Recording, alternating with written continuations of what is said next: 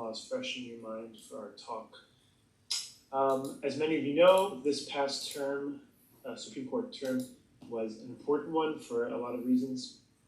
I'm going to pause for a second. We have a sign-in sheet for you all that our treasurer, who's here on the chat, is going to pass around. So go ahead and fill that out.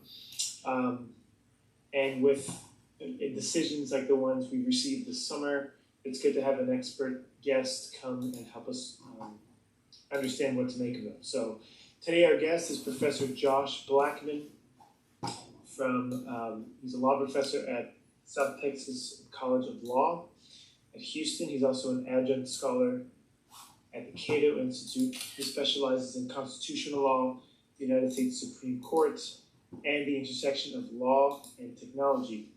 In addition to being a professor, he's written 3 books: Unprecedented, The Constitutional Challenge to Obamacare; Unraveled, Obamacare, Religious Liberty and Executive Power; and the third, which is his latest book, An Introduction to Constitutional Law, 100 Supreme Court Cases Everyone Should Know, which was published last year.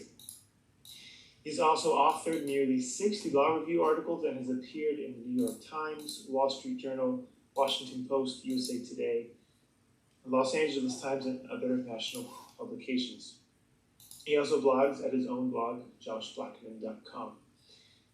Forbes magazine selected Professor Blackman for the 30 under 30 in law and policy, and he's twice testified before the House Judiciary Committee on the constitutionality of executive action in immigration and in healthcare.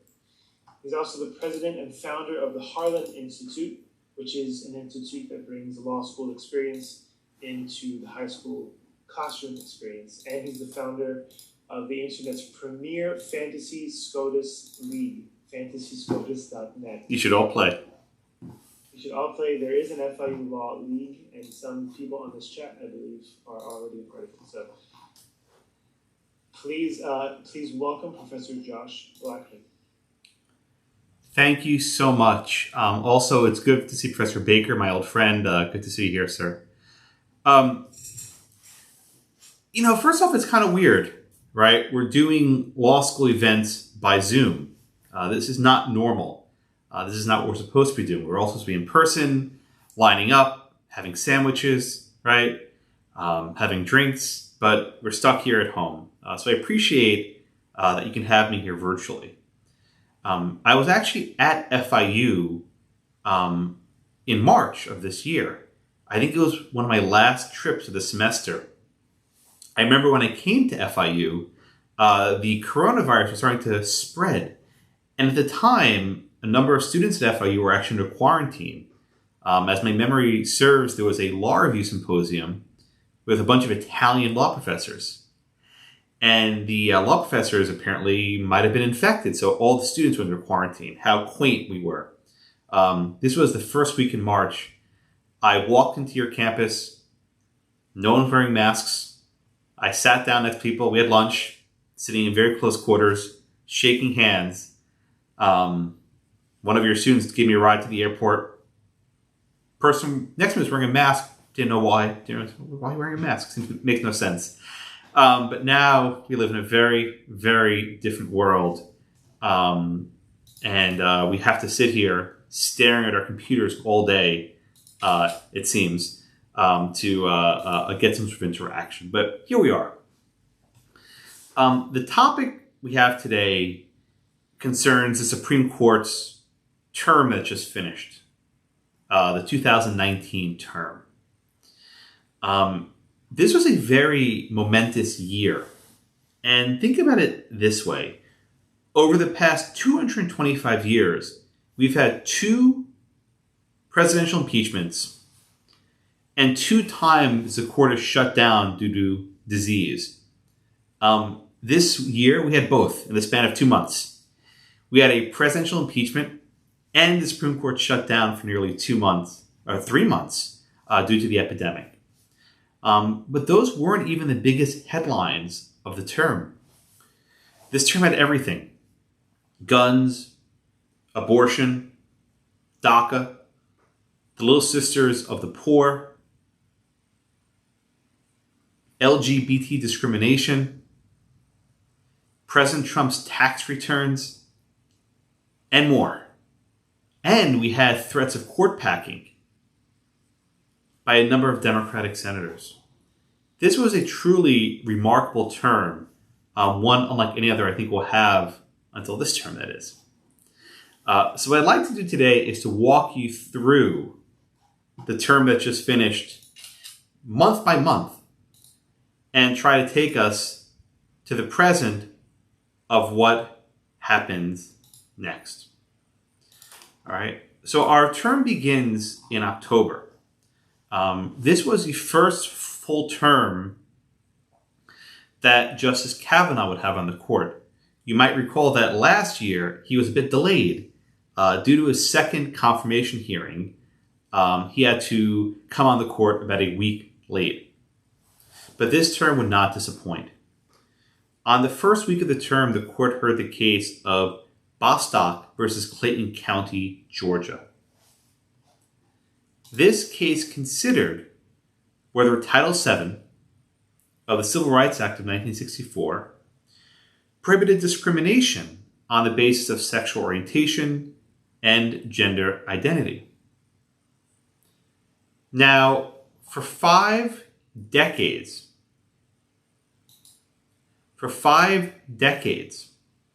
every court agreed that the Civil Rights Act did not protect gays, lesbians, and transgender people. But a textualist argument began gaining some currency. And I'll give you the argument in a simple sentence. In order to discriminate against someone because of sexual orientation, you have to use sex as an ingredient. So let's say you have 2 employees and they're both named Pat. One's a male and one's a female.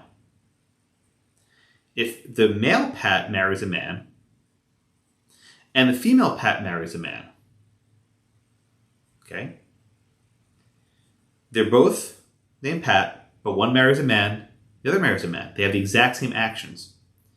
The woman would not be discriminated against, but the man would. And in this regard, the logic goes, sex becomes a necessary ingredient in any form of discrimination against people based on their sexual orientation. The same argument, I think, was developed for gender identity. So, for example, you have 2 employees named Pat. One's a biological male, one's a biological female. If the biological female wears a dress, that's fine. But if the biological male, Pat, wears a dress, that's considered prohibited. So in this regard, when you discriminate on the basis of gender identity, you have to consider the person's sex. So when the statute says you can't discriminate on the basis of sex, that embraces the other terms. I think there are problems with this argument, very profound problems. The phrase discriminate against in the statute wasn't merely about treating differently. It referred to having bias or prejudice, you might say. And not just prejudice in the abstract, but prejudice based on a specific characteristic, which would be sex in this case. So I don't think it's enough that you simply have sex as an ingredient. Sex must be the basis for the prejudice at issue. But this was an argument that was basically crafted to try to appeal to conservatives in the court. And this argument seemed to persuade Justice Gorsuch, the new Trump appointee. We'll come back to that case later in the term. In November, the biggest case on the docket concerned Daca. This was President Obama's deferred action policy. In 2012, the Obama administration said we will decline to deport some of these young immigrants, shield them from deportation, and we would also grant them certain benefits, such as the ability to work. Fast forward to 2017. President Trump announced that he wanted to cancel or wind down Daca. Not right away, but over a period of time.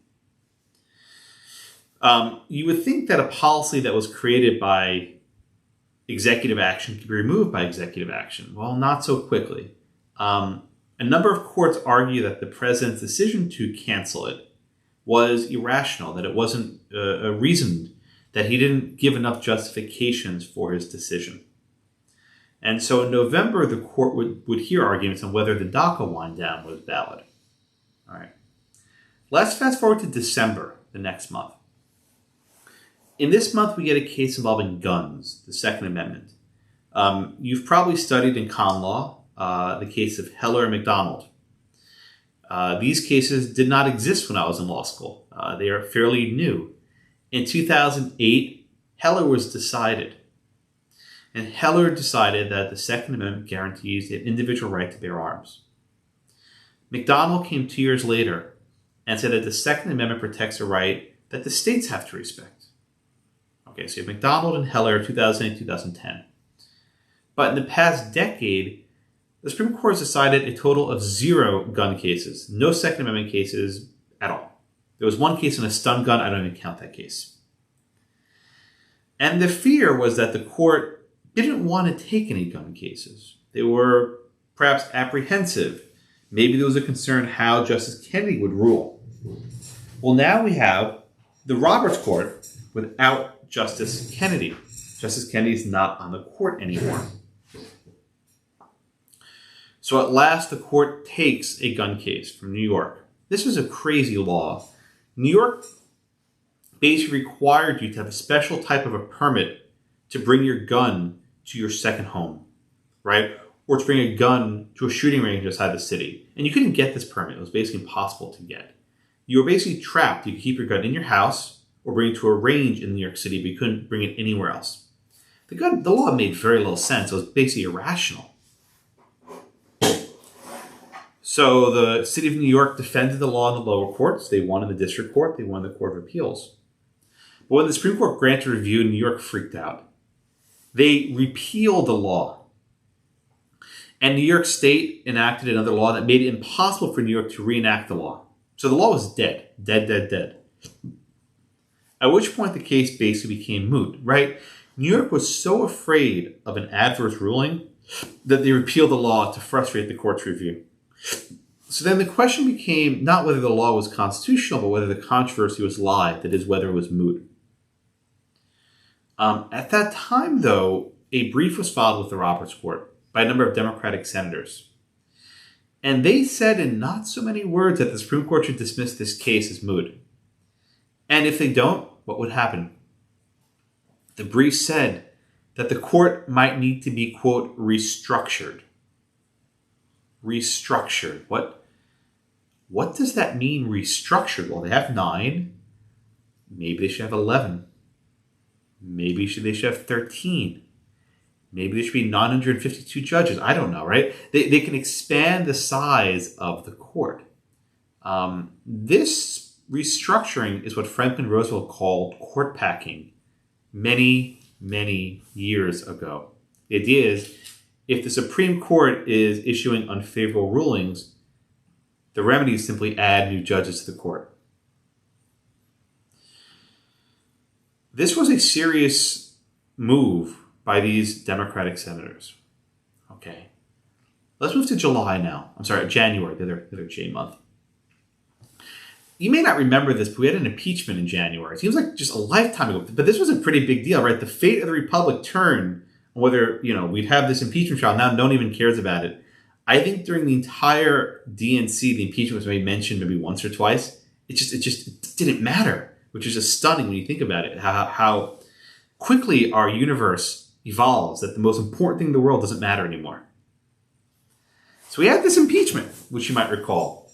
President Trump was charged with obstruction of justice, and he was charged with engaging in improper conduct involving the Ukrainian president. Under our Constitution, when the president is impeached, the Chief Justice presides. So John Roberts, our Lord and Savior, the moral compass of the United States, he had double duty. He had 2 jobs. In the morning, he would preside over the sessions in the Senate. He would preside over the sessions at the Supreme Court. And in the afternoons, he would cross the street, go from the Supreme Court to the Capitol, and preside over the Senate proceedings. I think for the most part, Roberts did a decent job. He didn't really do anything, quite deliberately. At one point, he was asked, would you break a tie in the Senate? He said, I will not break a tie. At another point, Roberts criticized both Republicans and Democrats for being too partisan. Imagine that, the Senate being partisan. Roberts would just frustrate the senators the same way he frustrates his own colleagues on the Supreme Court. Soon enough, the vote was cast 52-48, and President Trump was acquitted. 52-48. If you look really, you squint, it's like 5-4 kind of. Basically, it's a 52-48 vote. And the president was considered not guilty. Soon, though, we would go back to life as normal. Just kidding, no. Within a couple weeks of the impeachment vote, we had the coronavirus outbreak. Imagine if corona had come a month earlier and you had to have an impeachment trial with social distancing. I don't think they could have done it. I think we had to avoid the impeachment or just, let the article sit for 6 months till we get back in the Senate.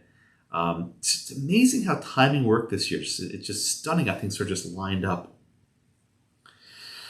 The Supreme Court, like everyone else in the United States, freaked out and they shut down the building. They canceled all the oral arguments. This is only the second time in 200 years that the court had canceled arguments because of a disease. I think it was 1918 with the Spanish flu epidemic. And back in, I think it was 1790 something, they had a yellow fever outbreak in Philadelphia.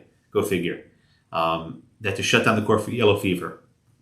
So we're talking a pretty long road for canceling arguments. They would have a few arguments first in March. There was a case called Sela Law versus CFPB, which involved whether the Consumer Finance Protection Bureau was constitutional. They had a case called June Medical versus Russo about whether you have an abortion law from Louisiana was valid. But shortly, the court had to shut down. The court closed, and they postponed everything. But the court's business would not stop. In April, the first coronavirus-related litigation came to the Supreme Court. And the first big case came from Wisconsin. You might remember we had a primary election there where people were waiting online. And they were trying to nail their absentee ballots on time. A lower court ruled that there should be more time to accept absentee ballots. And by a 5-4 vote, the court said no. They should not give extra time. This was the first signal that the Roberts Court was not going to intervene in election disputes, that they were not going to give people more time to vote, make it easier to vote in light of the epidemic. And there were a number of cases that reached very similar results, but the Wisconsin case was the first one in this sequence. Later that month in April, the court started to issue opinions. Now, they didn't issue them in person. They just posted a PDF on the internet. That was just like, it's there, right? It's, it's basically a tweet from the world.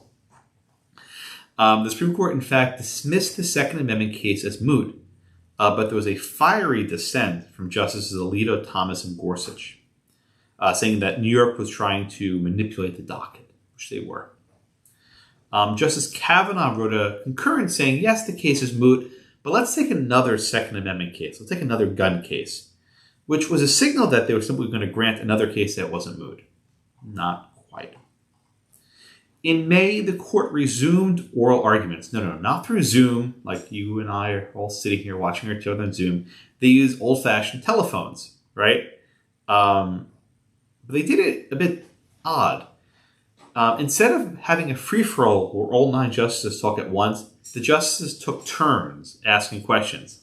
The Chief Justice will go first, and then Justice Thomas. By the way, he actually asked lots of questions. It was fun. So Thomas, then Ginsburg, they go by seniority. Poor Justice Kavanaugh stuck at the end. He would have to go last. The experiment, I thought, went pretty well. Critically, you had C-SPAN covering the live broadcast.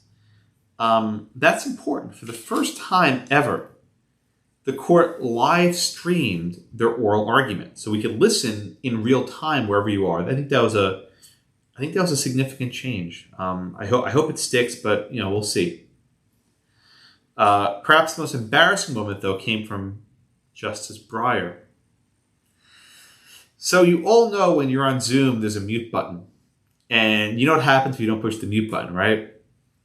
So during the arguments in a case, it was a First Amendment case. Not terribly important, but a big case.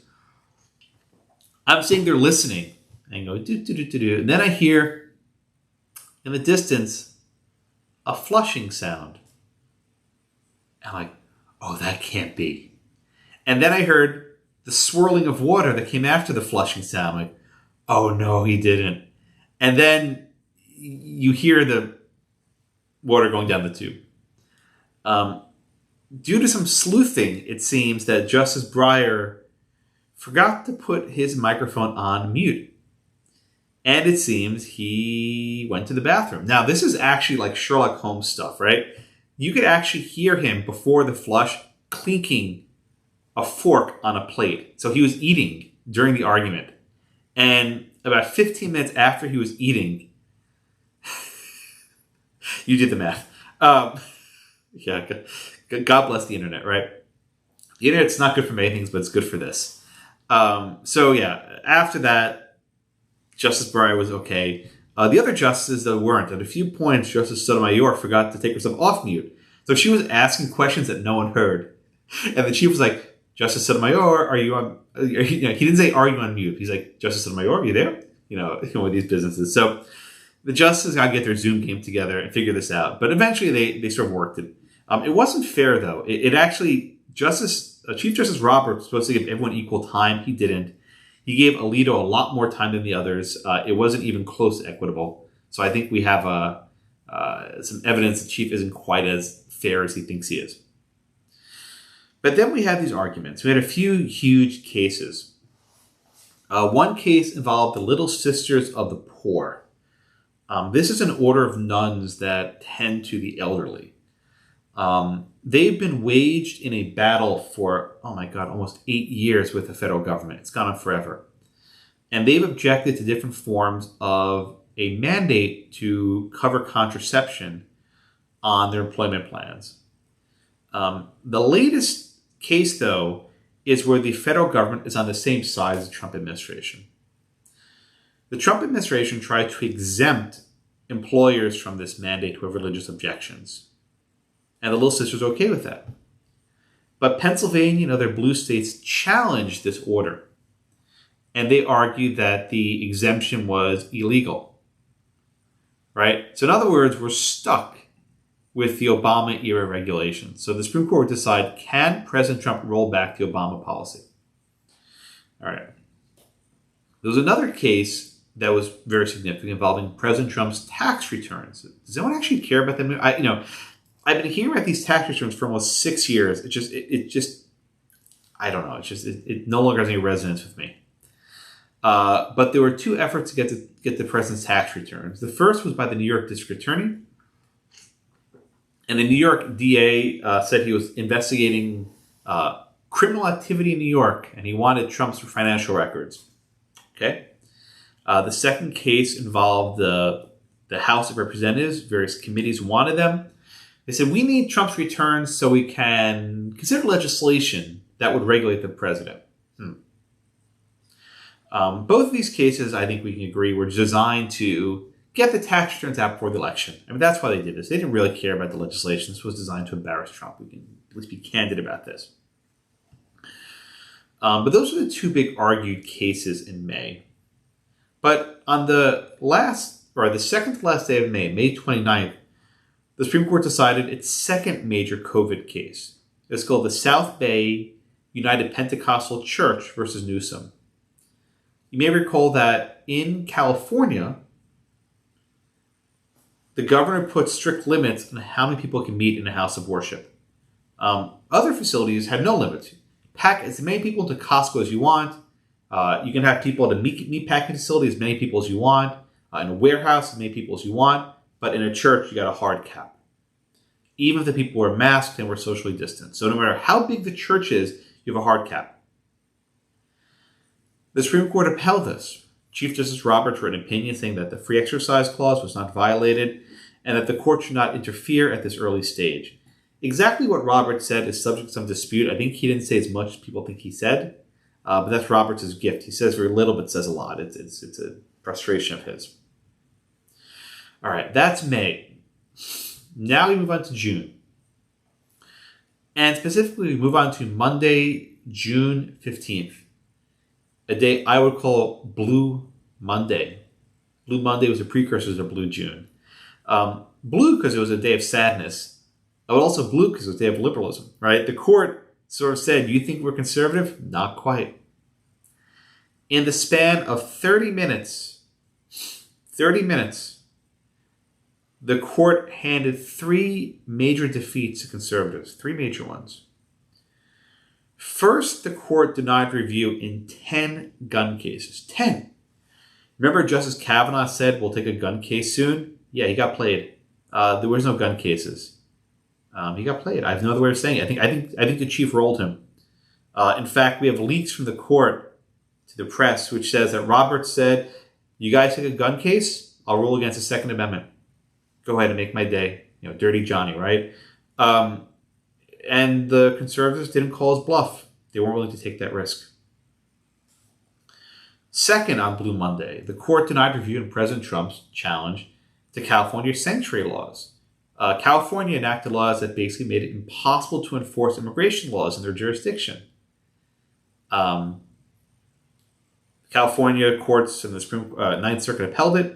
The Supreme Court denied review, didn't even take the case. But the third major defeat on Blue Monday for conservatives was Bostock in Clayton County. This was a Title VII LGBT case. Justice Gorsuch found the textualist argument persuasive.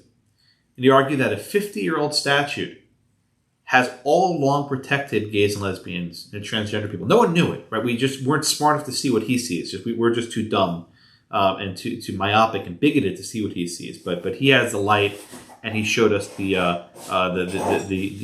universal truth. This was a significant decision for many conservatives. Textualism and originalism were appealing theories. But after Bostock, many conservatives were like, what are we doing this for? Why are we wasting our time with textualism if it lets the Supreme Court rewrite a 60-year-old statute to achieve a result that Congress would not achieve? Right?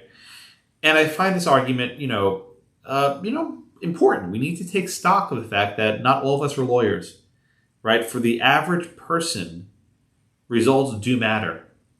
And if originalism and textualism lead to these sorts of results, then what's the point? Senator Josh Hawley said this point, I think, most eloquently.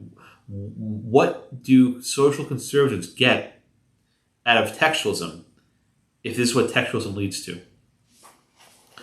And I think that Professor Adrian Vermeule at Harvard and others are channeling conservatism in this direction. We'll see where it goes. That was Blue Monday. 3 days later, we have Blue Thursday. The court decides the Daca case and holds that President Trump did not successfully wind down the policy, that President Trump didn't do enough, didn't consider enough things to terminate Daca. As a result, Daca remains in effect, at least for the election, probably even longer. In hindsight, Republicans were happy with this ruling. They wouldn't admit it, but they didn't want to deal with the Dreamers. They just did not want to deal with it, so leave the Obama policy in place. The next week, Blue Monday turns into Blue Week.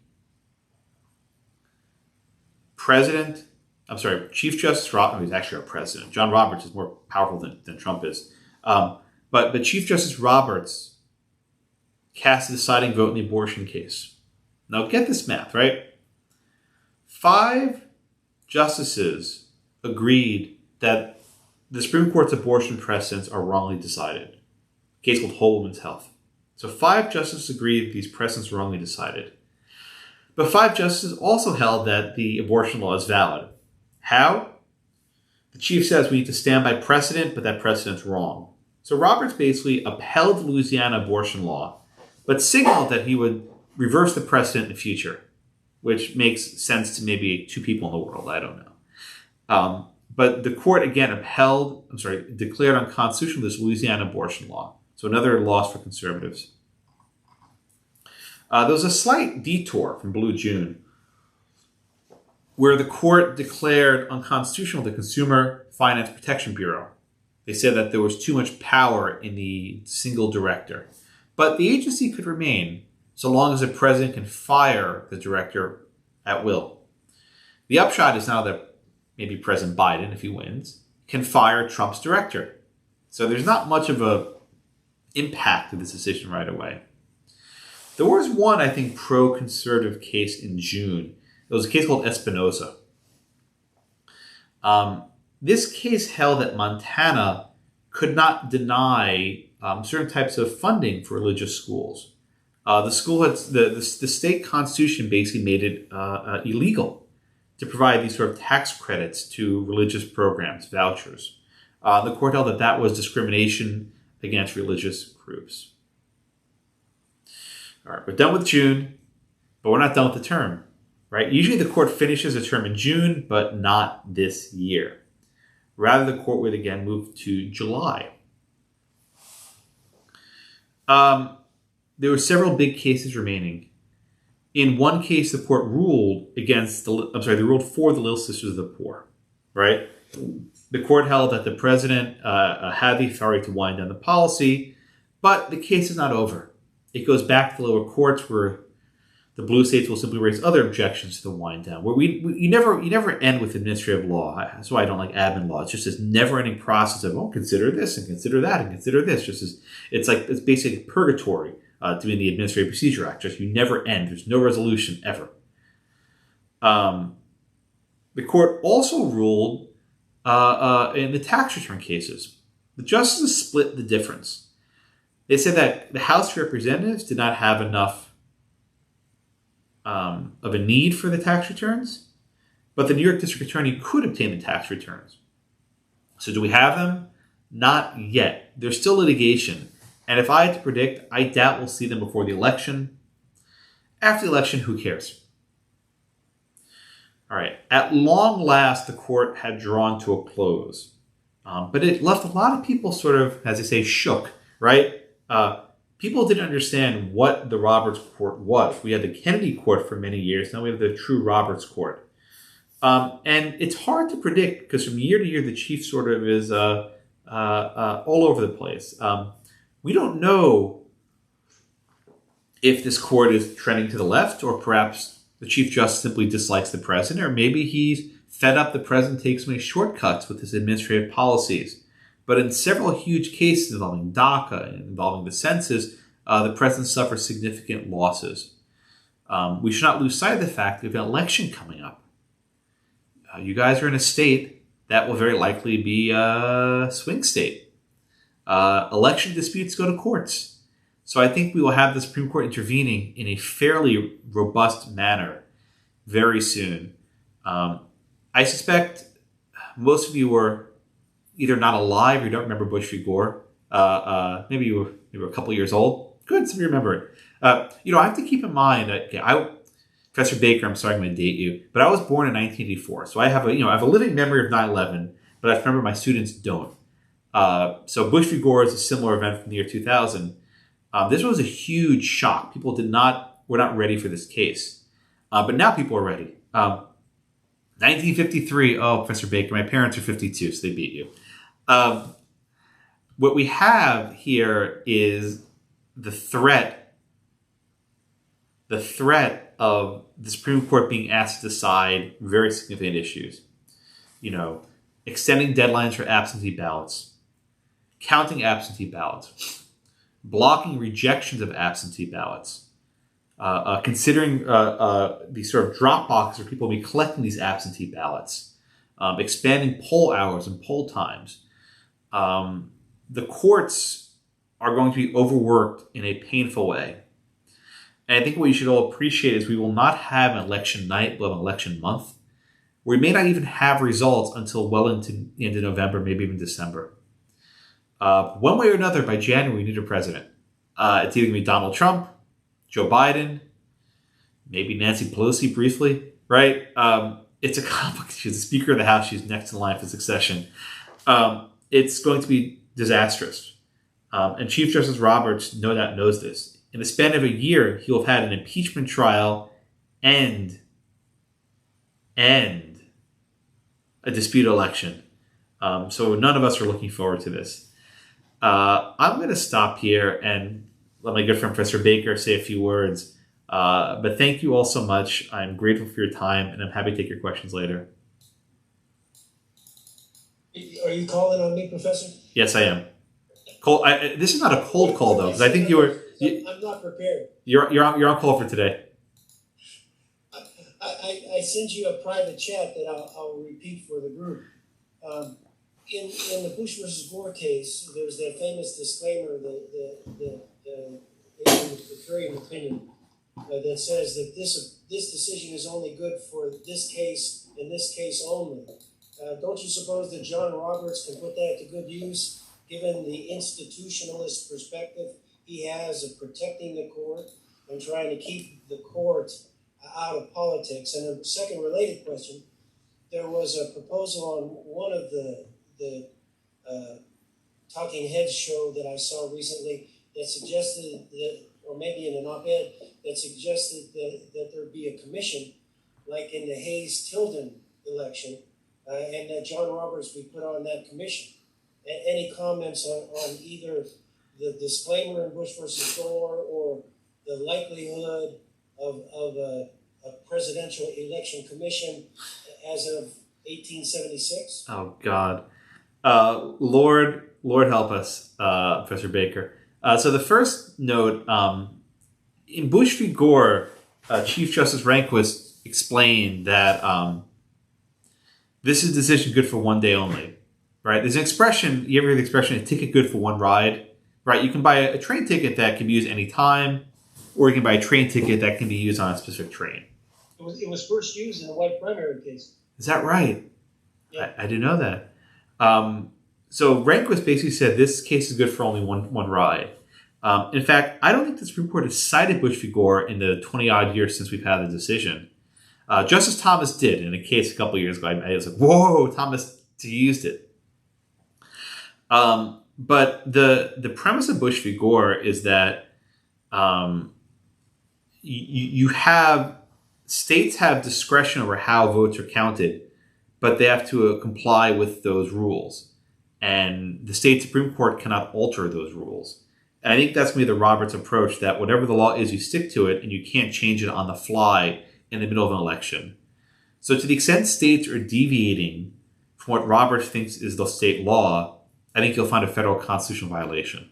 And that's how I think he's approached it. Your prediction, Professor, is well taken, that the delay and the lengthy time it will take to count so many absentee ballots is likely in many states to push the states past that December 5 safe harbor in the federal statutes. Yeah. The federal law requires the ballots to be certified. December 5th, is that the date? Yeah. Yeah, I mean, I remember watching Catherine Harris. She was a Secretary of State. She was a Secretary of State in Florida 20 years ago. And she had a press conference on that day, the 5th of December, because that was a day by statute you had to have the ballot certified. If states don't have all their votes counted, what happens at that point? Let me perhaps blow your mind. There's no requirement for a state to have ballots at all. In the very first presidential elections, the legislature just appointed their electoral votes. So look, California can say, you know what, screw it, we're going to vote for Trump. Right? The legislature can say, screw it, we're voting for Donald Trump. Oh, that's pretty fun. The Florida ledge can say, you know what, just we'll give our votes to Trump. It's close enough. Tom, what do you think? It's possible. States can do this. I think it'll be a disaster, but states can do it. Now, what happens if a state can't report its electoral votes by a certain date? They just don't count, right? The president needs a majority of the electoral votes present, not about the total number of states. So if California can't get their votes submitted on time, then the denominator shrinks, so to speak. Then he just needs fewer votes to win. 270 is only a number assuming all states submit votes. What if, a state decides, we're not going to submit any votes. Okay, then you're not counted, right? The incentive is get your stuff in on time.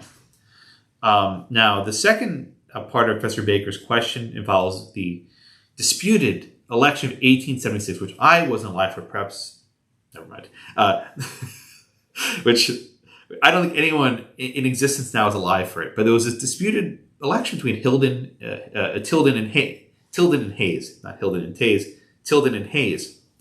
And eventually the federal government appointed a commission which had, was it 5 members of the Supreme Court, 5 members of Congress, and 5 senators? Was that it? I think that was the breakdown, if memory serves. And basically had to pick the winner, pick a president.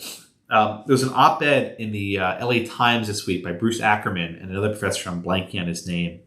And they argued, we need a commission of 5 justices. So who would they be? 3 conservatives and 2 liberals. So basically John Roberts, Neil Gorsuch, Brett Kavanaugh, and Kagan and Breyer, if I had to guess. Which basically means John Roberts decides the outcome of the election, right? So when I called him our Lord and Savior, I wasn't being totally facetious. He may decide the outcome of the election, which is just scary and terrifying in so many ways. I don't know what he does. He has his own, he has his own approach to the law that no one quite gets, and he keeps surprising me. I think I get him, then he does something else. But I don't want to see what happens the next 2 months. I'm actually dreading it. I'm just going to sort of, after election, just don't hear it. It's going to be very painful. We'll have a president January 20th. I don't know who it's going to be. We'll have a president. That's all I'll say. Or we'll have a coup, a violent, bloody coup, and the tanks will roll down the streets. And as I say, this revolution will be tweeted. I suppose that will be the upshot. Okay, other questions maybe from some of the students. You can raise your hand if you want. I know how to use Zoom.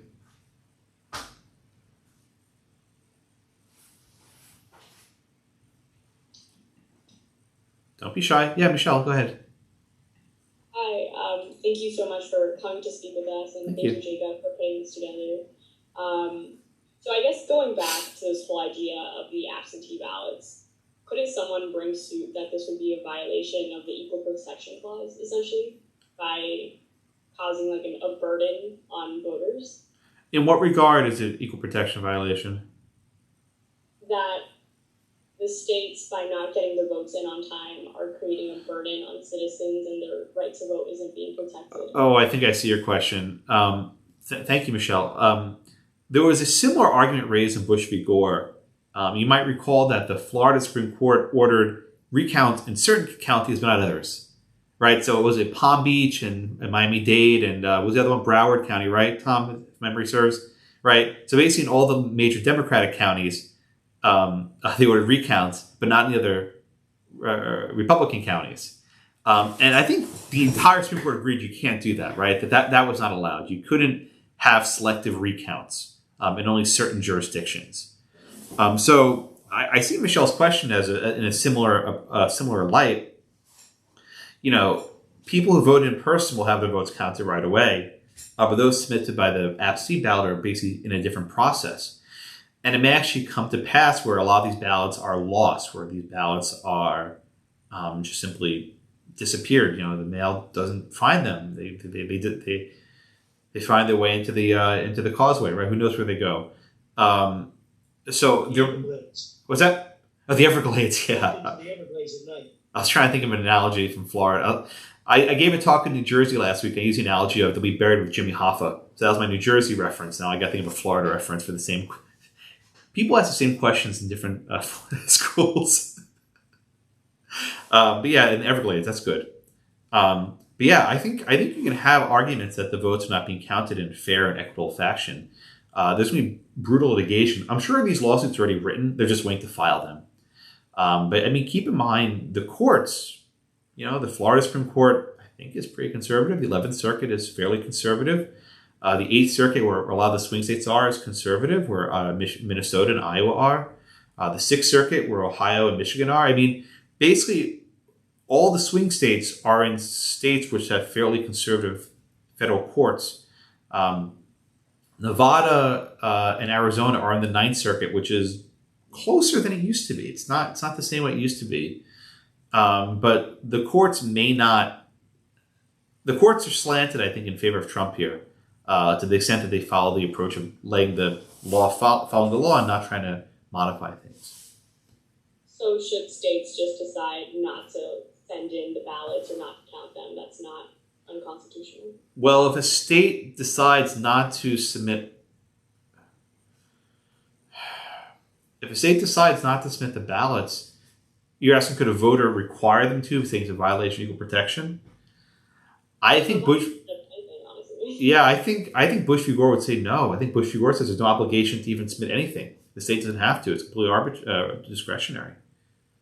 I think it would be a disaster politically, but I think it's possible. What is your background, by the way? It's a very pretty house. This is the Edward Cullen house from Twilight. Never mind. It's not. I withdraw my comment. Okay, Cody, go ahead.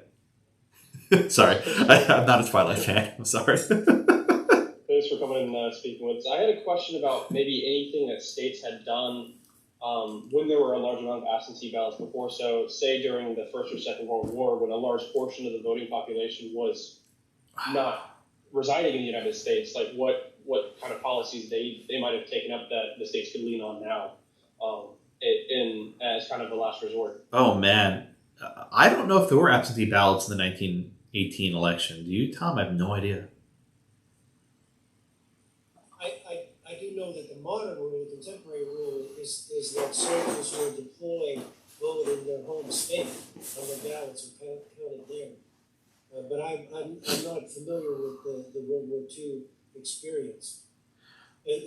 One reason was, frankly, unintended, Franklin Roosevelt was going to win any election during the war, and long past his effectiveness as commander-in-chief.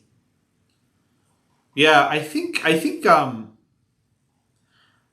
you did have some states held absentee ballots and others didn't. I can give you an anecdote that has become popular in the past year.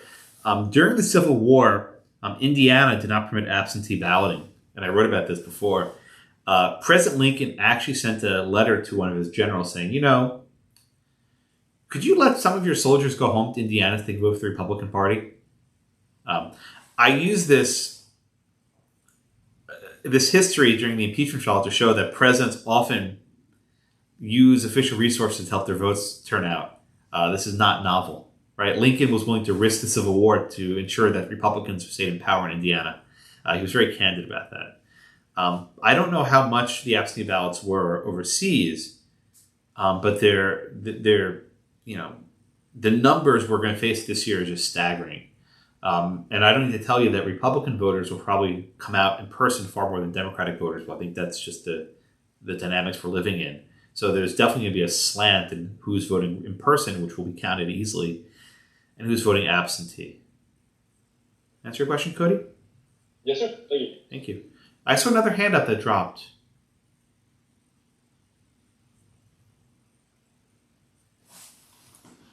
Other questions? Yeah, Jacob, go ahead.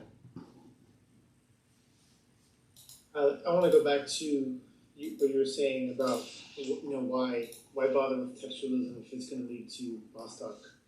And I know that there's other scholars like Robert George from Princeton who are pushing back and saying this is dangerous. We can't stoop down to that level. Can you weigh in on that debate? Yeah, look. For years, progressive scholars have favored something they call living constitution, the idea that the Constitution evolves and it means what we want it to mean. I mean, it's just, there's not much science to it. The Constitution should reflect contemporary values. Well, why does it have to be contemporary values in the left? Right? Why can't the Constitution evolve to contemporary values in the right? And that's what Vermeulen and others are channeling, that we should just drop the pretense and forget originalism and say, let's just have judges be conservatives who are socially conservative and they reach results that we like. I worry about this. I do believe the law has a substance and that it's not merely outcome driven. In fact, one of the reasons why I reject progressive jurisprudence is because it's so outcome driven. I can't get behind it. I think once we drop the need for text and history, we're just handing over the political process to the courts. That's not a world I want to live in. But I have to be candid and recognize that there are people who disagree with me. And there are people within the Federal Society and other conservative movements who are willing to push this, right? They're willing to abandon the work of Justice Scalia and others to try to get some short-term results. Maybe you get some short-term positives, but in the long run, I think we're all worse off for it. Thanks, Jacob. Is that Christian? Do you have a question? Yes, I do. And I guess it kind of has to do with something you guys just spoke about the progressives on the court versus the textualists on the court. Don't you think this kind of originates from Marbury v. Madison and how that was decided in such a way? Because when I look at the Constitution, in my opinion, it doesn't really read to me that the Supreme Court is the highest branch and all of it. Like how I've been getting across these cases is that they get to decide the finality of it. I thought it was like three different branches have three different interpretations, and that's how they keep themselves in check. Sure. Thanks for that, Christian. Well, look, in Federalist 78, Hamilton described the courts as the least dangerous branch. The least dangerous branch. Probably the executive or the legislature is the most dangerous, depending how you flavor it. I can go either way, depending on the time of day. But the courts were the least dangerous branch. The courts don't have the power of the purse. They can't spend money. And they don't have the power of the sword. They can't enforce their judgments. But in our history, the courts have asserted themselves as, if not the most powerful, pretty close to it. And I think at this moment we have maybe 2.5 functional branches of government. The courts work pretty well. President works well, depending every now and then, and Congress occasionally works well, but they're not really there. But the courts have just assumed this role. Is this required by the Constitution? Absolutely not. The Constitution is the supreme law of the land, not the Supreme Court, right? We take an oath to follow the Constitution, not to follow the Supreme Court. Even Marbury, the decision you mentioned, Marbury does not establish this rule of judicial supremacy that we know of today. That would only come around in the 1950s. But Marbury explained that each department had a role to interpret the Constitution. If you're a police officer and you're deciding whether to pull someone over, you have to decide, do I have probable cause? You're interpreting the Constitution. If you're working in a city, in the mayor's office, and you have to decide whether to grant a parade permit, you have to consider the First Amendment, right? We don't wait for the courts to tell us what to do, right? Government officials do their jobs on any given day. For better or worse, the courts get the final say, it seems, but that was in no way required by the original design of the Constitution. Thank you for that, Christian. Let's see, questions. Cody, is a new question from before? Yeah, it was concurring opinion to what you were saying. Sure. But you can in concur. regard to the question of the living document, even though the court's decisions are known as opinions, I think it's dangerous for them to become opinionated. If there was a distinction in the Constitution for it to be living, then why implement a method of amendment? Yeah, right. So I think you raise a fair point. It's hard to amend the Constitution, right? You need 2/3 of both houses of Congress and then 3/4 of the states. That's a lot of work. But the Supreme Court can issue a decision with only 5 votes, which can radically alter the Constitution. About 10 years ago, there was a movement to actually amend the First Amendment. You heard me right. To amend the First Amendment to make it easier to regulate campaign finance, right? Money elections. And this was a silly effort, right? They said, we need to amend the Constitution to overrule Citizens United. You don't need to amend the Constitution. Just appoint one more justice. It was a 5-4 case, right? If you put one more justice in the court, then you can flip that 5-4 the other way, right? So it's a lot easier to get 5 justices to vote one way than to get 3/4 of the states to vote one way. Or maybe not, I don't know. But this question that Cody asked underscores how much power the justices have. And it's a power that I've never, frankly, been comfortable with, even though I've been teaching common law for some time.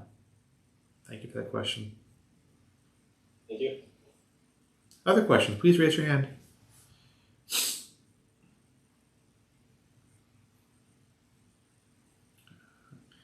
People are chatting, I see.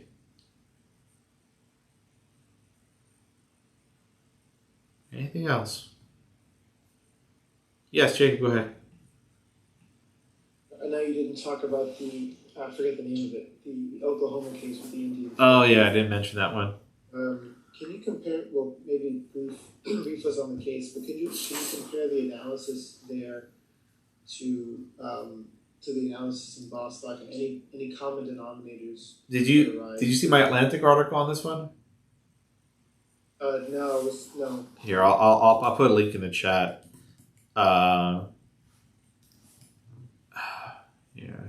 Yeah, I wrote a piece in the Atlantic. So there were two cases that he mentioned. Bostock v. Clayton County was a Title VII case, and McGirt v. Oklahoma. The McGirt case is kind of weird. Indian law is very strange. I don't pretend to understand it well, but here's the upshot. Many years ago, the government enacted a treaty with some Indian tribes regarding Oklahoma. And the question is whether Congress ever violated or basically breached that treaty. And Justice Gorsuch said that Congress never actually violated that treaty. Right? It's still in effect. As a result, Oklahoma remains, or at least half of Oklahoma remains in Indian hands, right? That Congress has never taken over eastern Oklahoma. So guess what, Tulsa? You are now an Indian country.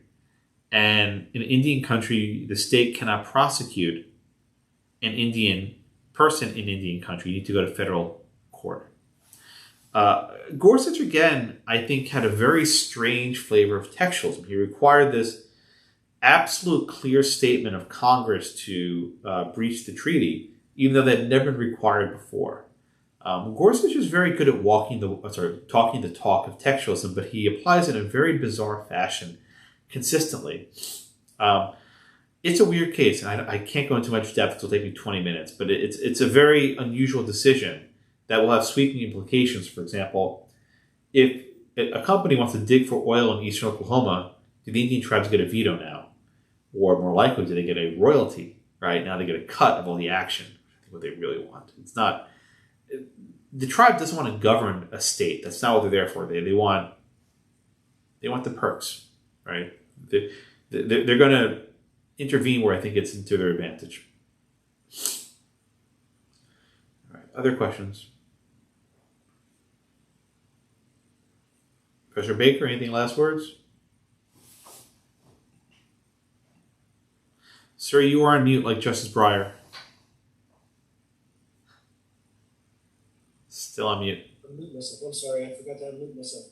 We talked about the Sebelius case in class this week, and the case that's going to be argued this coming term, this new term, is about the severability issue in the Affordable Care Act, which is wandering the land like Scalia's Frankenstein monster of women versus Kurtzman.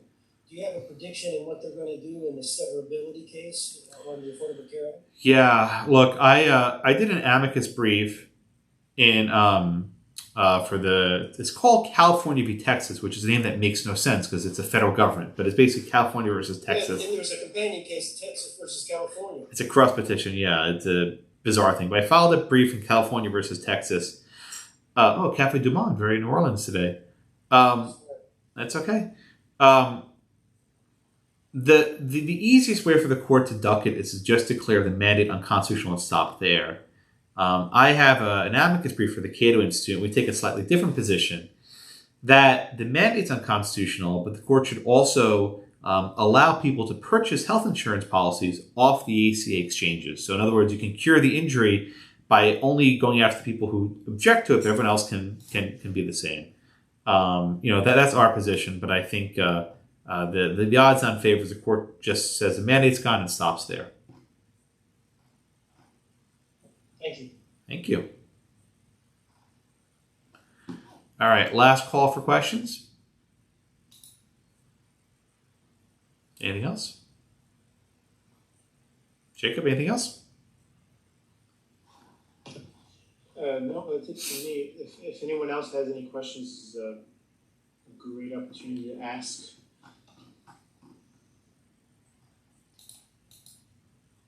Professor Jacob is your host, and I'll let him in the session.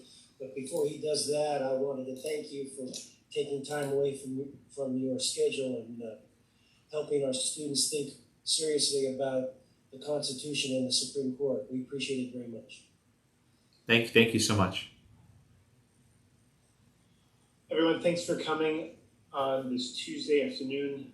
Thank you, Professor Blackman. I just put his blog in the chat if you want to see his various articles. His links to his books are also there. There's 3 books. So you can check that out. And of course, the link to his Atlantic article is in the chat as well. So thank you. And if you haven't signed the form, please do so. Jose is going to send it out. So once again, Professor Blackman, thank you for taking time out of your schedule. Thank you so much. Appreciate it, and Take care, everyone. thanks for coming. Bye-bye.